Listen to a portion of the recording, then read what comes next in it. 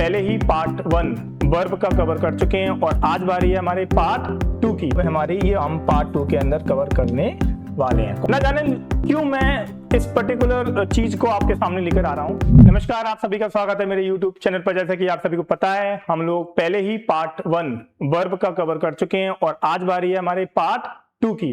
जी हाँ, हम लोगों ने पहले डिस्कस किया था, हम लोग टोटल इस पूरे वर्ब को 3 पार्ट में डिवाइड करने वाले हैं। पार्ट 1 हम कवर कर चुके हैं और आज बारी है हमारे पार्ट 2 की। जैसा कि हम सबको पता है, आज हम लोग कवर करेंगे ये 5 मेन वर्ब, जो 5 वर्ब है हमारी, ये हम पार्ट 2 के अंदर कवर करने वाले हैं। कौन कौन सी हैं? लिंकिंग, लिंक कनेक्ट करना, किसको? सब्जेक्ट से उसके ऑब्जेक्ट के साथ। ओके। फाइनाइट, फाइनाइट का नाम थोड़ा याद रखना। फाइनाइट मतलब होता है रूपांतरित, जिसको हम बदल सकते हैं सब्जेक्ट के अकॉर्डिंग, टेंस के अकॉर्डिंग, ठीक है ना। नॉन फाइनाइट वर्ब जो नहीं बदल सकती, बिल्कुल नहीं बदलेगी, ठीक है ना। स्टेटिव और डायनामिक। चलिए जानते हैं हमारे समय को बिना गवाए। सबसे पहले है लिंकिंग वर्ब। क्या होती है लिंकिंग वर्ब? लिंकिंग वर्ब से ही जैसे क्लियर है, ये चीजों को जोड़ती है। किससे जोड़ती है? अ linking verb is a verb that connects the subject with the word और ग्रुप ऑफ द वर्ड। हम इसको कहीं ना कहीं ऑब्जेक्ट भी कह सकते हैं इसके। डिस्क्राइब और identity subject, identity the subject, it does not shows an action link the subject to additional information। सीधी सीधी बात है, आप बिल्कुल सरल समझिए। मैंने बोला आई एम हैप्पी। अब यह हैप्पी कौन है? आई, और आई क्या है? हैप्पी। पर आई हैप्पी बोलूंगा तो शायद सही नहीं लगेगा, मैं इसको लिंक कर देता हूं। मैं खुश हूं ना, मैं आई हूं, और हैप्पी मेरा क्या है? एक्सप्रेशन है, मेरा एडजेक्टिव है। एम कर दूंगा तो मैं एम करते ही एक स्टेटमेंट है और कनेक्ट करेगा ग्रुप ऑफ वर्ड से, यानी कि हैप्पी से आई को कनेक्ट करेगा एम। तो एम यहां पर एक लिंकिंग वर्ब की तरह भी कार्य कर सकता है। कैसे? देखिए, संयोजक क्रिया वह क्रिया होती हैं जो कर्ता सब्जेक्ट को उसके गुण, अवस्था, पहचान या स्थिति से जोड़ती हैं। या कोई कार्य एक्शन नहीं दिखाती, बल्कि कर्ता के बारे में जानकारी देती हैं। कर्ता यानी कि मैं, आई एम हैप्पी, मेरे बारे में जानकारी दे रही है हैप्पी के द्वारा एम। एम यहां पर लिंक कर रही है चीजों को। जैसे subject linking verb, subject complement. आप समझ में आ रहा है? सब्जेक्ट क्या है? आई, लिंकिंग वर्ब क्या है? एम, और मेरा कॉम्प्लीमेंट क्या है? यहां पर आई मैं हूं और एम मेरा एक लिंकिंग वर्ब है, और हैप्पी या हैप्पी कोई और नहीं है, सब्जेक्ट का ही कॉम्प्लीमेंट है, यानी कि सब्जेक्ट ही यहां पर। तो हम यहां पर ऑब्जेक्ट कह सकते हैं इसको, या अदर वर्ड कह सकते हैं, ठीक है ना। शी इज हैप्पी, तो लिंकिंग वर्ब यहां पर क्या हो गया? इज। शी यहां सब्जेक्ट और हैप्पी यहां पर कॉम्प्लीमेंट हो गया। राम बिकम अ डॉक्टर, तो राम यहां पर क्या हो गया? राम देखना सब्जेक्ट, बिकम यहां पर वर्ब, और डॉक्टर यहां पर एक कॉम्प्लीमेंट हो गया। द फ्लावर स्मेल स्वीट, तो फ्लावर स्मेल हो गया यहां पर लिंक। देखिए फ्लावर स्वीट, खुशबू किसकी है? फ्लावर्स की। पर यहां पर फ्लावर की खुशबू जब तक क्लियर नहीं होगी, जब तक हम लोग स्मेल नहीं लगाएंगे, है ना। द सूप टेस्ट डिलीशियस, तो लिंकिंग वर्ब क्या है? टेस्ट, क्योंकि टेस्ट सूप को उसके डिलीशियस से कनेक्ट कर रही है। चीजें सच में सरल हैं, थोड़ा हौसला रखिए और अपने फैसले बहुत सोच समझ के लीजिए। चलिए आगे स्टार्ट करते हैं। इसके बाद लिंकिंग वर्ब के बाद में अगली वर्ब है हमारे पास फाइनाइट। मैं क्लियर कर दूं, फाइनाइट अपने फॉर्म, अपने स्ट्रक्चर को चेंज करती रहती है, रूपांतरित करती रहती है। बहुत सरल है, आइए समझते हैं। इसके बाद की नॉन फाइनाइट भी होने वाली है। A finite verb is a verb that change its form according to subject. जैसे मैंने बताया था, आई, वी, दे के हिसाब से। टेंस, जैसे कि पास्ट, प्रेजेंट, फ्यूचर के हिसाब से। नंबर, नंबर जानते हो आप? सिंगुलर नंबर, प्लूरल नंबर, जैसे कि आई और वी। ओके। जैसे कि पर्सन, फर्स्ट पर्सन में आई वी, सेकंड में यू, थर्ड में ही, शी, इट, दे। वैसे ही नंबर होते हैं, जैसे कि करने वाला एक है तो सिंगुलर नंबर, एक से ज्यादा है तो प्लूरल नंबर, ठीक है ना। चलिए, sentence, it shows the time of the action and can stand as a main verb of a sentence. Sentence में मेन वर्ब की तरह ये कार्य करती है। आइए जान लेते हैं इसकी हिंदी डेफिनेशन। आप देख लें, रूपांतर क्रिया बहुत क्रिया होती है जो कर्ता, सब्जेक्ट, काल, टेंस, वचन यानी पुरुष, पर्सन अनुसार अपना रूप बदलती है। सब्जेक्ट, फाइनाइट वर्ब और अदर वर्ब। फाइनाइट वर्ब की कुछ विशेषताएं होती हैं, सब्जेक्ट के अनुसार बदलती है, यानी कि सब्जेक्ट के अनुसार बदल सकती है, ठीक है, एक कंडीशन ही हो गई। टेंस के अनुसार भी बदल सकती है। अगर मैं सब्जेक्ट के हिसाब से बोलूं तो यहाँ पर अगर ही है तो देखिए यहाँ इज आ गया, ही है तो यहाँ पर क्या आ गया, अगर ही है तो यहाँ पर इज आ गया, इज आ गया। वहीं अगर यहाँ पर दे है तो दे के हिसाब से क्या आ गया, आर, यानी कि सब्जेक्ट के अनुसार। टेंस के हिसाब से तो अगर मैंने बोला ही तो ही हो गया, ही हो गया आपका राइट्स, क्या हो गया यहाँ पर, ही आपका हो गया राइट्स, ठीक है ना, तो ही यहाँ पर आपका राइट्स हो गया कि ही। वहीं पर अगर मैंने बोला, इसी को मैंने पास्ट में किया तो ही के साथ में हो जाएगा आपका रोट, ठीक है ना। वैसे ही सेंटेंस की मुख्य क्रिया, सेंटेंस की मुख्य क्रिया भी बदल सकती है, जैसे कि डू है, डू के साथ डिड भी हो सकता है ना। पर्सन और नंबर के अनुसार भी इसे बदल सकते हैं। थोड़ा ध्यान देना, ये सारी सिचुएशन के हिसाब से अपने अपने फॉर्म के वर्ब अपने आप को, जैसे डू से डज से डू से डज, या टेंस चेंज होने पर डू से डिड, इस तरीके से चेंज करती रहती है, इसलिए इसका नाम फाइनाइट वर्ब है। बहुत सरल है, जो वर्ब अपने आप को टेंस, नंबर, पर्सन, सब्जेक्ट के अकॉर्डिंग बदलती रहती है, जैसे कि इज कभी एम कभी आर कभी वॉज कभी वर कभी हैज कभी हैड कभी हैज कभी, वैसे ही अकॉर्डिंग आई के हिसाब से अलग, इज ही के हिसाब से अलग, सी के हिसाब से अलग, दे के हिसाब से अलग, बी के हिसाब से अलग, वैसे ही समझ जाइएगा कि ये वर्ब फाइनाइट है और ये बदल रही है। कुछ वर्ब इन सब के हिसाब से जब नहीं बदलती उन्हें नॉन फाइनाइट वर्ब कहते हैं, वो हम अगले पार्ट में, इसकी अगली स्लाइड में जानने वाले हैं। चलिए अब है हमारे पास नॉन फाइनाइट वर्ब लिखा हुआ है। पहले हम लोग कुछ फाइनाइट की कुछ डेफिनेशन या एग्जांपल समझ लेते हैं। जैसे कि शी राइट्स अ लेटर, तो शी के हिसाब से यहाँ राइट्स हुआ, पर टेंस चेंज करने पर प्रेजेंट में राइट्स था, देखो रोट हो गया रोट, यानी कि टेंस के हिसाब से चेंज हो गया। दे आर प्लेइंग क्रिकेट, तो फाइनाइट वर्ब आर, क्योंकि यहाँ बहुत सारे लोग हैं, और तो यहां पर नॉन फाइनाइट क्या होगी, प्लेइंग, बस इतना याद रखना। वैसे ही गोज टू स्कूल, तो यहाँ गोज हो गया क्योंकि यहाँ पर ही है, यानी कि हम लोग कह सकते हैं, यहां देखिए कह सकते हैं कि हम इसको पर्सन, नंबर, जेंडर के हिसाब से चेंज करते रहते हैं। आई प्ले, आई के साथ प्ले था, ही के साथ प्लेस हो गया, और दे के साथ प्लेड हो गया, यानी कि नंबर, पर्सन, टेंस के हिसाब से चेंज किया। यह प्ले, प्लेस और प्लेड बदल रहे हैं, इसलिए ये फाइनाइट वर्ब है, यानी कि जहां वर्ब के फॉर्म बदल सकते हो वो फाइनाइट वर्ब होती है। चलिए अब हम आगे जानते हैं हमारा नॉन फाइनाइट, बहुत इंपॉर्टेंट पार्ट है बच्चों, बहुत ध्यान देना इसको, ये सबसे ज्यादा 10th क्लास के बच्चे ध्यान दे लो। पार्टिसिपल, जीरेंड, इन्फिनेटिव इसी से बनता है। और अगर आपको याद हो तो मैंने नाउन वाले पार्ट में जब पढ़ाया था कि वर्बल नाउन क्या होते हैं, ऐसी नाउन जो वर्ब से बनती हैं, वही वाली कैटेगरी है, ध्यान से पढ़ना, मिस मत करना इसको है। A non finite verb is a verb that does not change according to the subject, नहीं बदलना इसको, इसे कोई लेना देना नहीं है दुनिया की मोह माया से, ये बदलती ही नहीं है, जिस फॉर्म में है उसी फॉर्म में रहेगी, चाहे आप सब्जेक्ट बदल लो, चाहे आप नंबर बदल लो, चाहे आप टेंस बदल लो, वो बदलेगी नहीं, उसको जिस रूप में रहना है वो उसी फॉर्म में या उसी रूप में रहेगी। जो पर्सन, नंबर, टेंस के cannot act as a main verb sentence by these tell, ये बदलती नहीं है, बस इतना याद रखना। कैसे एग्जांपल देखो उसका, आई लाइक, देखना पहले हम लोग आई लाइक टू रीड, तो टू रीड यहां बदलेगा ही नहीं, क्योंकि यहां सब्जेक्ट हो गया, मेन वर्ब हो गई, बचा हुआ ये अदर भाग में आता है इसके, ये बदलता ही नहीं है, ठीक है ना। ये तो नॉन फाइनाइट वर्ब क्या है यहाँ पे, टू रीड, और फाइनाइट वर्ब क्या है, लाइक, तो देखिए यहाँ पे लाइक भी एक वर्ब है और टू रीड भी वर्ब है, तो टू रीड यहां पर दिख तो रहा है, यानी कि ये कहीं ना कहीं हम लोग कह सकते हैं ये मेन वर्ब की तरह, मेन वर्ब में टू लगा दो ना, उस तरीके से दिखता है हमारा, है ना। तो आइए, स्विमिंग इज गुड एक्सरसाइज, तो यहां पर स्विमिंग इसके पहले आ रहा है, सब्जेक्ट बना रहा है, और सब्जेक्ट अगर कभी भी कोई वर्ब सब्जेक्ट बना रही है तो समझ जाना वो वर्ब नहीं है, वो एक नाउन है, और अगर नाउन कोई सब्जेक्ट बनाती है और वो वर्ब जैसी दिखती है, समझ जाना कि वो जीरेंड है। क्लियर, आगे आओ।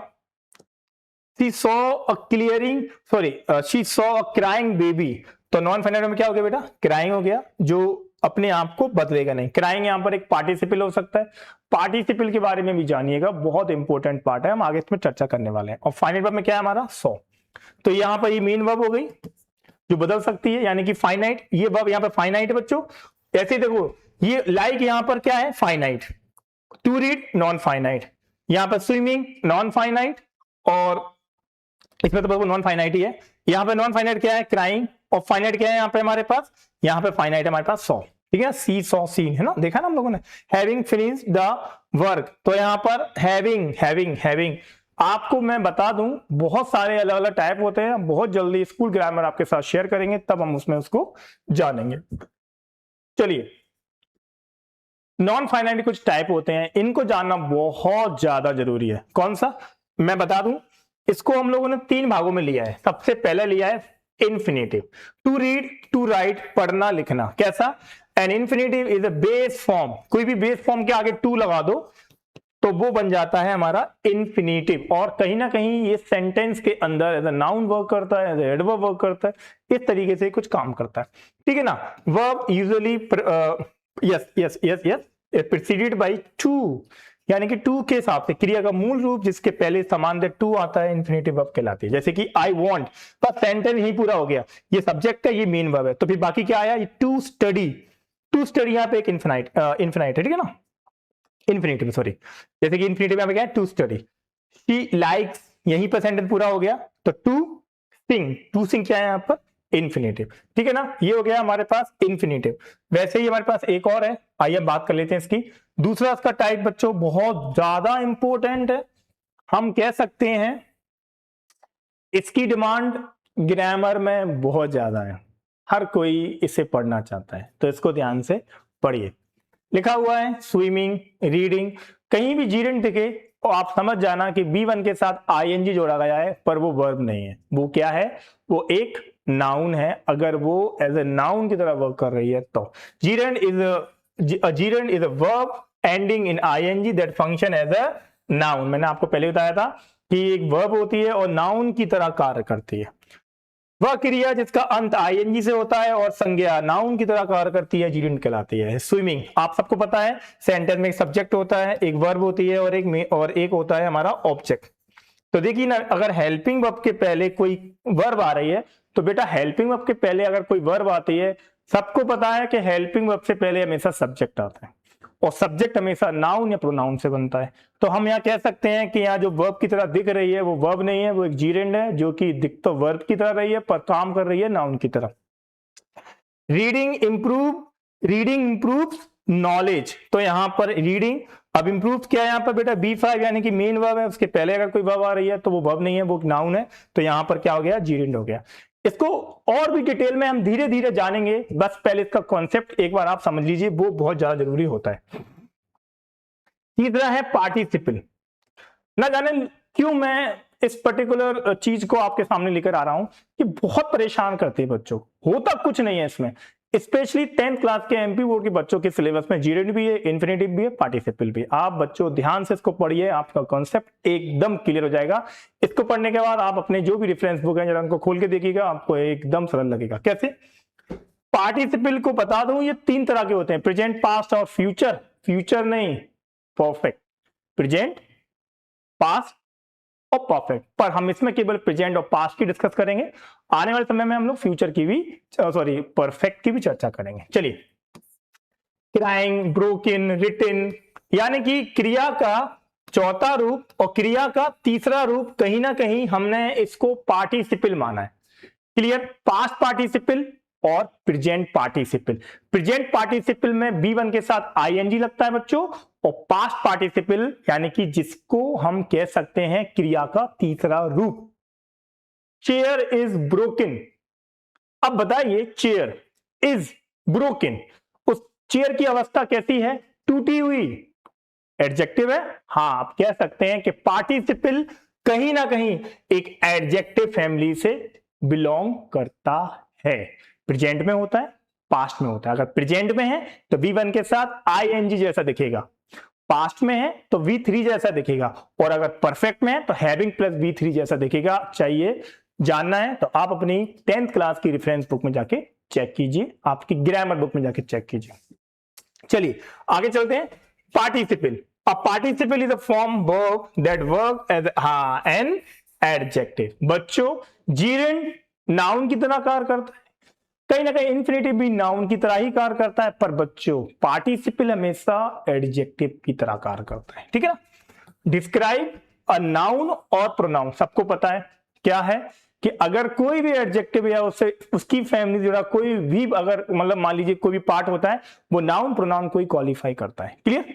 देखिए प्रेजेंट पार्टिसिपल में सिंपल सा है, B1 के साथ ING जोड़ दो, so verb end with the ING, यानी कि verb end with the ING, जो वर्ब ING के साथ एंड होती है। रोता हुआ बच्चा भूखा है, द क्राइंग बेबी, अब आ गया हेल्पिंग वर्ब, और हेल्पिंग वर्ब के पहले देखिए अब आपको मैं एक चीज बता दूं, यहां बेबी है पर बेबी एक नाउन है और नाउन को क्वालिफाई कर रहा है रोता हुआ, क्राइंग। ध्यान देना अकेला क्राइंग होता तो जीरेंड होता, पर यहां पर बेबी साथ में है तो वो उसका पार्टिसिपल हो गया है ना बच्चों। हमने मुस्कुराती हुई लड़की देखी, we saw, see saw seen, we saw a smiling girl, तो यहां पर स्माइलिंग और गर्ल, गर्ल एक नाउन है इसको क्वालिफाई कर रहा है ये वाला एडजेक्टिव, तो ये वाला एडजेक्टिव बच्चों क्या हो गया, पार्टिसिपल हो गया। बच्चों याद रखना एडजेक्टिव पढ़ना बहुत जरूरी है और पार्टिसिपल भी कहीं ना कहीं एडजेक्टिव का पार्ट है। हमने उसे एडजेक्टिव में कवर नहीं किया था क्योंकि हम पार्टिसिपल को वर्ब में ही कवर करना चाहते थे, पर ये बच्चों हमेशा एडजेक्टिव की तरह कार्य करता है, तो याद रखना। अभी एडजेक्टिव के और भी बहुत सारी चीजें हैं जो हम आपके साथ शेयर करेंगे। अब हम बात करते हैं पास्ट की। पास्ट यूजेस थर्ड फॉर्म, तो बेटा अभी हम लोग बहुत जल्दी पार्ट 3 में पढ़ने वाले हैं कि वर्ब की form V1, V2, V3, V4, V5 बनती कैसे हैं, और साथ ही साथ में रेगुलर और इरेगुलर वर्ब क्या होती हैं। हम अगर B3 की बात कर रहे हैं तो बेटा B3 रेगुलर भी होगी और B3 इरेगुलर भी होगी, हम पार्ट 3 में इसको जान जाएंगे। चलिए कैसे। यूज थर्ड, जैसे कि टूटी हुई खिड़की को मरम्मत चाहिए, द ब्रोकन विंडो, देखो बेटा विंडो यहां पर नाउन है, नाउन है और इसी नाउन को क्वालिफाई करने के लिए उसका एडजेक्टिव आया, पर बेटा यहां एडजेक्टिव किस फॉर्म में है बेटा, यहां एडजेक्टिव है आपका पार्टिसिपल फॉर्म में। किस फॉर्म में बच्चों, पार्टिसिपल, तो पार्टिसिपल को भी कह सकते हैं, ये पार्टिसिपल एक वर्ब फैमिली में आता है और कार्य करता है एडजेक्टिव की तरह और अपनी नाउन या प्रोनाउन को क्वालिफाई करता है। क्लियर। जब आप इसकी प्रैक्टिस करेंगे ना तो मुझे इतना लगता है कि आप बहुत अच्छे से इसको जान जाएंगे। कुछ भी ऐसा नहीं है जो मुझे लगता है कि डिफिकल्ट है, डिफिकल्ट केवल इतना ही है कि हम सोचते बहुत ज्यादा है। कहते हैं कि जिसके मन में सोचना ज्यादा होता है उसको कभी कुछ भी करने को नहीं होता, जो चीजों को ज्यादा याद रखेगा उसका मन ज्यादा चिंता में रहेगा, इसलिए कम सोचो और ज्यादा करो। चलिए अब आगे चलते हैं हम लोग। स्टेटिव, स्टेटिव से क्लियर हो रहा है, हम बात करेंगे किसी न किसी नाउन के स्टेट्स की और वो उस नाउन की स्टेट्स को बताएगा उसका वर्ब। कैसे, आइए जानते हैं। अब इसका नाम ही लिखा हुआ है अवस्थात्मक। कैसे, a stative verb is verb that describe state, condition, feeling, thought, position, sense. आप इनके मतलब समझिए। ऐसी नाउन जो कोई कार्य नहीं कर रही है, जैसे कि आप मुझे देख रहे हैं, आप मुझे देखकर क्या क्या देख रहे हैं, मैं एक व्यक्ति हूं, ठीक है। अब आप मुझे देख रहे हैं, आप मेरी अवस्था देख रहे हैं, आप मेरे हाथ में ये पेन देख रहे हैं, आप इसकी अवस्था, अवस्था यानी कि ये पेन जैसा दिख रहा है पेन है, मैं एक व्यक्ति जैसा दिख रहा हूं, मैं एक व्यक्ति हूं, ये बोर्ड जैसा दिख रहा है ये बोर्ड है, यानी कि स्टेट्स, स्टेट्स को बताना, कंडीशन बताना कि कौन किस चीज में किस अवस्था में है, कोई एक्शन को शो नहीं करना। क्लियर। आइए जानते हैं इसको और अच्छे से। यानी कि अवस्थात्मक, यानी कि और सुनिए इसके बारे में। हाँ, then action tell what someone is, feel, वो कैसा फील कर रहा है, यानी कि वहां वो एक्शन नहीं कर रहा है, बस वो रिएक्ट कर रहा है, समझ अंदर अंदर फील कर रहा है।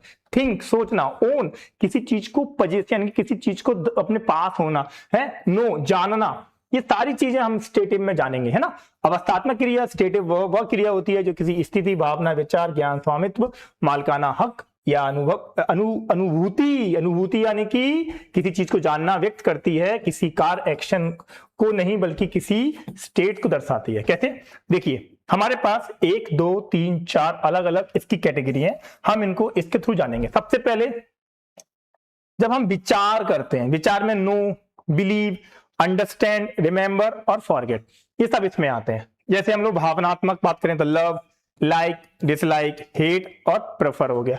वैसे हम लोग बात करते हैं पोजीशंस की तो हैव, ओन, बिलोंग, कोई चीज तुम्हारी हो या तुमसे बिलोंग करती हो। वैसे ही हम लोग बात कर लेते हैं इसकी वर्ब ऑफ सेंसेस, जैसे seems, appear, smell, taste, sound, किसी को देखकर ही फील करें या मैं सेंस करें, तो वो अपने आप, जैसे गुलाब को देख के हम लोग उसकी स्मेल को सेंस करते हैं। इस तरीके से बिना एक्शन के किसी भी पर्टिकुलर नाउन को आइडेंटिफाई करने वाली जो वर्ब होती है उसे स्टेटिव वर्ब कहते हैं। क्लियर? नाम लिखा हुआ है अवस्थात्मक क्रिया। कुछ इसके एग्जांपल्स हम लोग देख लेते हैं फटाक से। जैसे लिखा हुआ है वर्ब थिंकिंग वाली, मैं उत्तर जानता हूं, मैं कोई काम नहीं कर रहा हूं पर वो मेरे पास है, यानी कि विचार से जुड़ा हुआ है।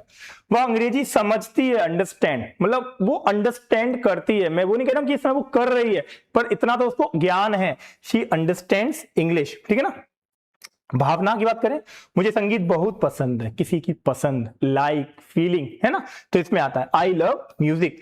और कॉफी की वजह चाय पसंद करती है, किसी किसी का प्रेफरेंस होता है, वो चाय नहीं पीता, कोई कॉफी नहीं पीता, तो कोई कुछ नहीं करता, तो वो प्रेफरेंस होता है, तो they prefer tea to coffee. वैसे ही ये पोजीशन, जैसे कि उसके पास, पास वर्ड हमेशा पोजीशन शो करता है।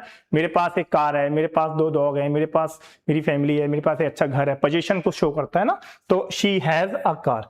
वह किताब मेरी है, मेरी मतलब बिलोंग करती है मेरे से, मेरी है, मेरे से बिलोंग्स करती है, तो ना हो गया इसमें। सेंस करना किसी चीज को, फूल की खुशबू अच्छी है, खुशबू किसकी है? फूल की है, हमने सेंस किया, अच्छी है। The flower smells nice. Soup का स्वाद स्वादिष्ट है, the soup taste is delicious. बच्चों, स्टेटिव किसी भी नाउन की एक ऐसी चीज को बताती है जहां वो करता हुआ नहीं पर वो होता हुआ दिखता है, होता हुआ। आप कहीं नई जगह पर, किसी भी नई जगह पर जाते हैं और चीजों को देखते हैं, उसके एम्बियंस को देखते हैं, उसकी अरोमा को, फ्लेवर, जैसे कोई खाने की चीज है उसकी अरोमा है, या उसका कोई टेक्सचर है, या हम किसी जगह पे जाते हैं उसकी ब्यूटी है, उसका एम्बियंस है, इस तरीके से हम उसको फील करते हैं, थॉट लाते हैं, ये सब स्टेटिव में आता है। इसी का जस्ट अपोजिट होता है डायनामिक, जो एक्शन को शो करता है। जो किसको शो करता है बच्चों? हमारे एक्शन को। डायनामिक वर्ब ही क्या होता है बच्चों? हमारा कॉल्ड एक्शन वर्ब। जहां पर हम किसी चीज को, जैसे कि एसी घर में लगे होंगे या फैन, अगर वो फैन ऑफ है तो मैं कह रहा हूं वो क्या है, तो बोलूंगा वो तो फैन है, ठीक है। अगर मैंने उसका स्विच ऑफ या मैंने उसका स्विच ऑन किया, अब वो चलने लगा, अब वो वहां पे एक्शन कर रहा है, तो वहां पर क्या है? अब डायनामिक है। ये आप हमेशा याद रखना, भूलना नहीं। लिखा हुआ है a verb that describe action, activity और process, perform, person, animal, thing, dynamic verb कहलाती है। चाहे शरीर से करो, चाहे दिमाग से करो। जैसे आप लोग देखते हो, हम लोग जब शतरंज यानी कि चेस खेलते हैं तो वहां दिमाग का भी काम होता है, हाथों के साथ साथ दिमाग, शरीर के साथ साथ, यानी कि we can say that physically और मेंटली भी।